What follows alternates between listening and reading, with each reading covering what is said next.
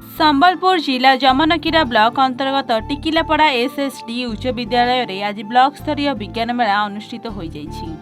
आजिर एही कार्यक्रम में मुख्य अतिथि भाव कुचिंडा उपजिलापाल श्री सर्वनन जोग देइथिले। आजिर एही कार्यक्रम में ब्लॉक अंतर्गत समस्त स्कूल छात्र छात्री माने 155टी प्रकल्प प्रदर्शन करथिले।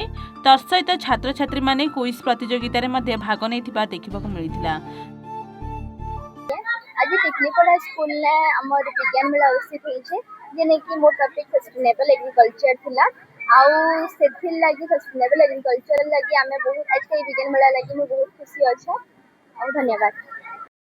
आज आम स्कूल रे ब्लॉक स्तरीय विज्ञान मेला अनुष्ठित हो जाइछि। एथिरे प्राय जूनियर सीनियर मिसिकी 155टी प्रोजेक्ट स्थान पाइछि आउ या सहित विभिन्न स्कूल रु आसीथिबा क्विज कंपटीशन सेमिनार कंपटीशन आउ इको क्लब रो मध्य एमती प्रोजेक्ट आसीथिला आउ सेथिरे समस्त हमर स्कूल रो समस्त टीचर ता सहित समस्त ब्लॉक ऑफिस रो समस्त सहयोग रे एवं ब्लॉक रो सब स्कूल रो सीआरसीसी टीचर समस्त सहयोग रे कार्यटा भल भाव में सुरखुर होती एति मु अत्यंत खुशी आग को जमी कार्यक्रम भल भाव में हम तेणु आशा रखुची कार्यक्रम आग को भल भाव चलो। तो मुझे विज्ञान प्रकल्प विज्ञान मेला रे मु भाग नहीं कि बहुत खुशी मन करुँची मु निजक बहुत ग्रेटफुल मन करुँची। तो मोर यही प्रकल्प नाम हूँ कृषि क्रांति पल्लीर उन्नति।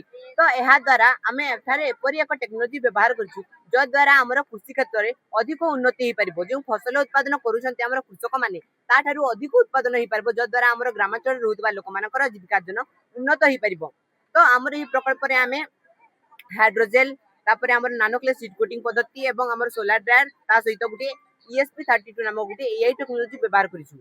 तो यह व्यवहार करा द्वारा आमर मूर्तिकार समस्त पोषणीय तत्व ठीक भाव में रहिबो ता सहित आमर जो फसल उत्पादन होछि ताहा मध्य अधिक होई परिबो।